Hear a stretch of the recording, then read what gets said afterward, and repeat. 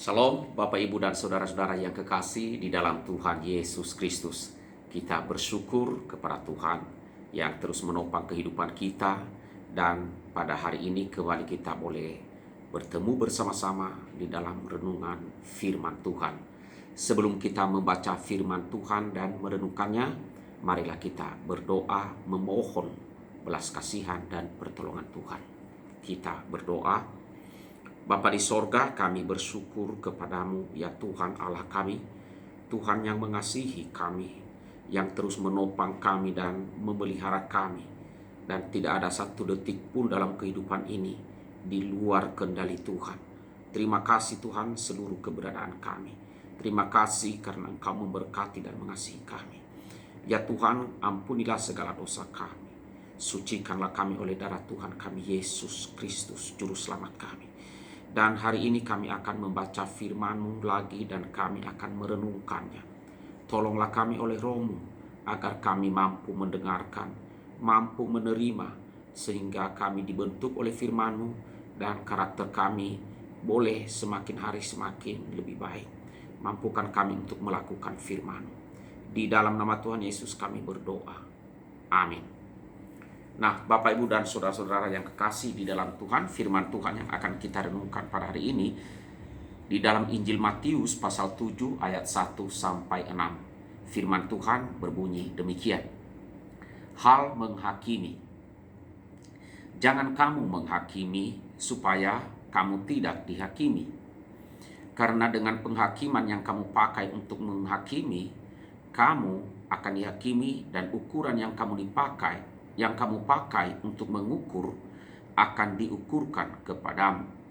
Mengapakah engkau melihat selumbar di mata saudaramu, sedangkan balok di dalam matamu tidak engkau ketahui? Bagaimanakah engkau dapat berkata kepada saudaramu, biarlah aku mengeluarkan selumbar itu dari matamu, padahal ada balok di dalam matamu? Hai orang munafik, keluarkanlah dahulu balok dari matamu, maka engkau akan melihat dengan jelas untuk mengeluarkan selumbar itu dari mata saudaramu. Jangan kamu memberikan barang yang kudus kepada anjing, dan jangan kamu melemparkan mutiaramu kepada babi, supaya jangan diinjak-injaknya dengan kakinya, dan lalu ia berbalik mengoyak kamu. Demikian firman Tuhan yang kita renungkan pada hari ini. Nah, Bapak, Ibu, dan Saudara-saudara yang kekasih, judul atau tema dari renungan ini adalah menilai dengan benar. Menilai dengan benar dan jelas.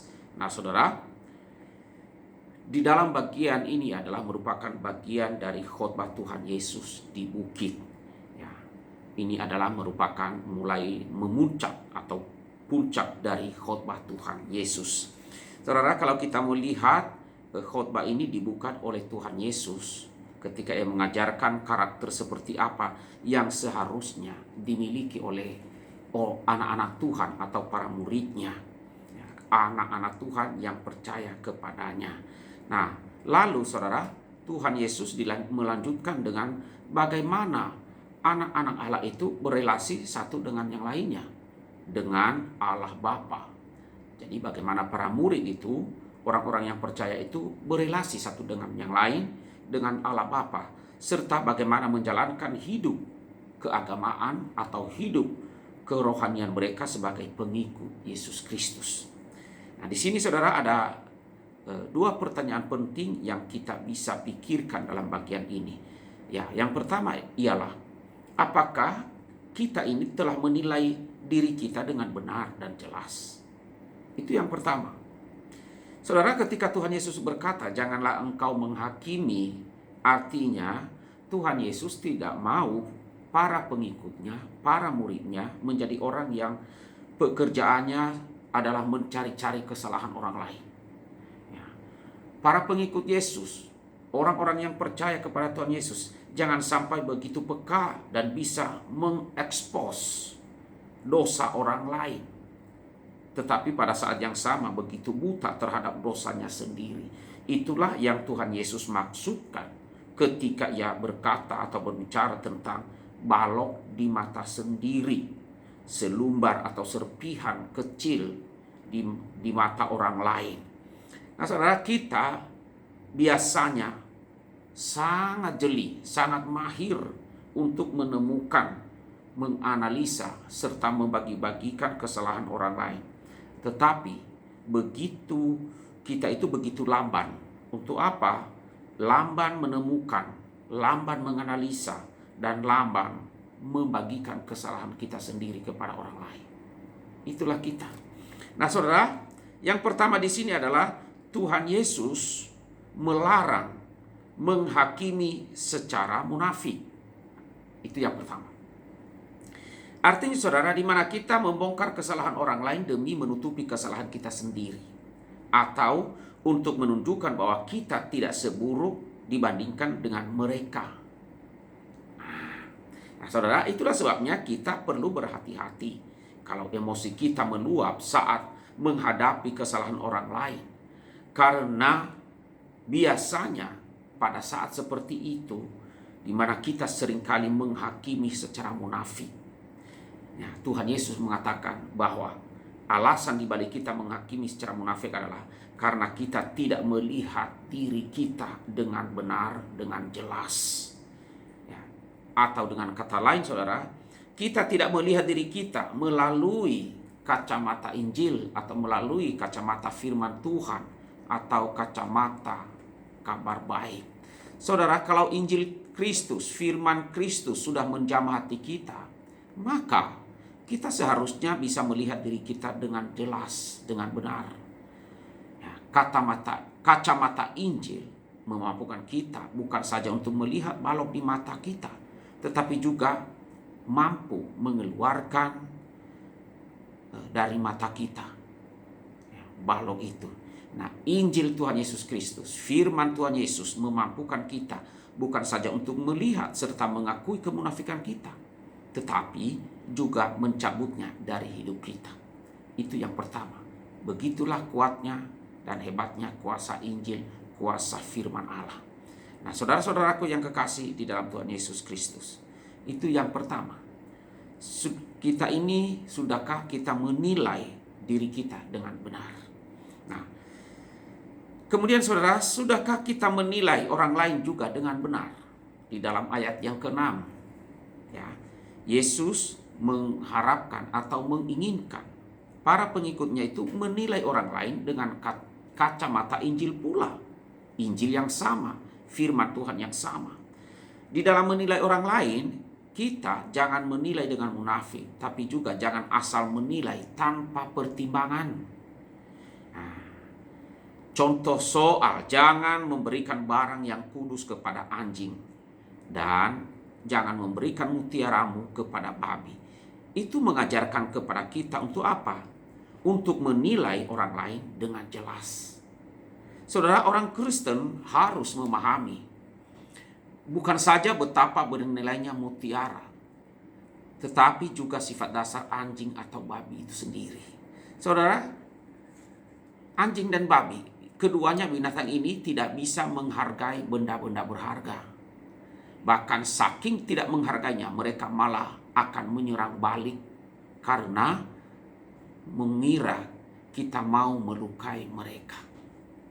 Nah, saudara, seringkali itu yang terjadi waktu kita membagikan Injil, firman Tuhan dengan orang lain. Ada orang yang memang belum melihat berharganya Injil Yesus Kristus dan firman Tuhan itu sendiri. Sehingga ketika disampaikan dengan cara apapun, mereka akan menyerang balik. Mereka akan menyerang balik. Nah, saudara, ketika kita membagikan firman Tuhan kepada orang lain, kita harus menilai mereka dengan jelas dulu, ya, dengan benar. Ada yang mungkin belum melihat betapa berharganya Injil keselamatan itu. Nah, mereka belum sadar akan dosa mereka. Mereka belum sadar akan penghakiman yang akan datang. Nah, karena itu saudara, kita kadang perlu bijaksana. Kita perlu bijaksana, berhikmat dalam berespon kepada orang-orang seperti ini. Kadangkala artinya kita harus meninggalkan mereka untuk sementara waktu atau bahkan secara permanen. Dan juga kadangkala kita perlu mengganti strategi atau mencari momen yang lebih tepat.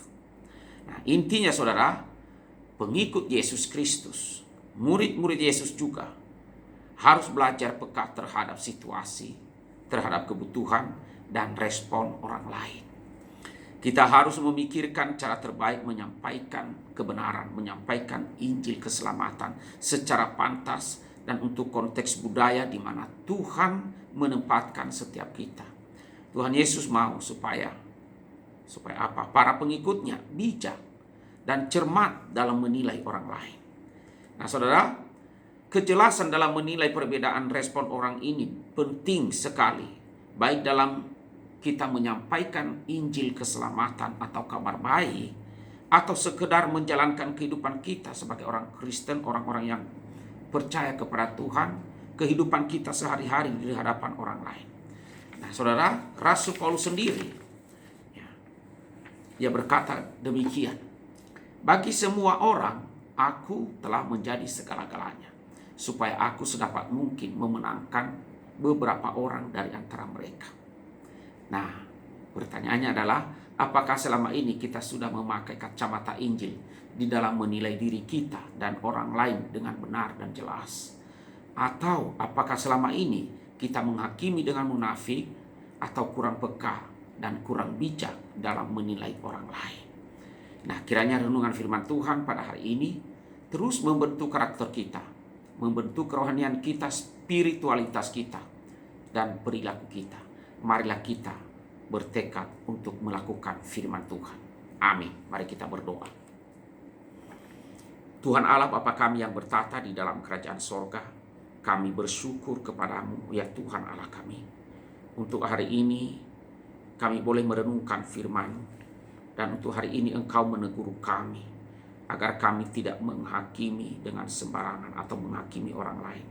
Tetapi biarlah kiranya kami kembali menilai diri kami dengan benar dan jelas berdasarkan firman-Mu, agar kehidupan kami ini ya Tuhan dapat kami bersihkan dari hal-hal yang tidak benar, daripada kami membandingkan diri kami dengan orang lain dan menganggap diri kami lebih benar. Dan kami harus akui seringkali kami seperti itu Tuhan. Kami menganggap diri kami paling benar, lebih baik daripada orang lain. Ya Tuhan, ampunilah segala dosa kami, dan tolonglah kami untuk mempraktekkan firman-Mu. Tolonglah kami agar kami mampu untuk melakukan dan untuk mengubah sikap kami yang seringkali dan suka menilai orang lain, suka menghakimi orang lain.